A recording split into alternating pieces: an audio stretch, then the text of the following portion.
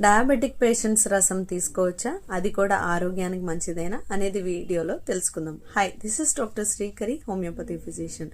రసంలో ఏమేమి వేస్తారు? చింతపండు ఎక్కువగా వాడతారు కదా.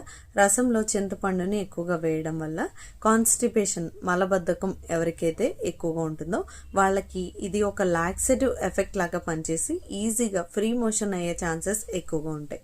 నెంబర్ 2, ఇందులో జీలకర్ర ఎక్కువగా వాడడం వల్ల అది ఫ్లావనాయిడ్స్ కలిగి ఉండడం వల్ల, యాంటీ బ్యాక్టీరియల్ ప్రాపర్టీస్ ఉండడం వల్ల ఎవరికైతే కడుపులో బాగా నొప్పిగా తరచుగా నొప్పి వస్తూ ఉంటుందో, లేదంటే కడుపు ఉబ్బరంగా అనిపిస్తూ ఉంటుందో వాళ్ళకి చాలా మంచిది.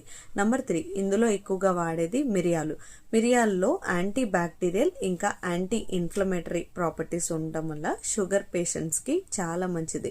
అయితే ఇందులో బెల్లాన్ని కానీ పంచదారని కానీ ఎక్కువగా వాడకుండా మితంగా వాడినట్లయితే రసంని ఖచ్చితంగా ఒక వారంలో 2 నుంచి 3 సార్లు వరకు ఒక డయాబెటిక్ పేషెంట్స్ తీసుకోవచ్చు. ఇది ప్రతి ఒక్క డయాబెటిక్ పేషెంట్కి షేర్ చేసేయండి.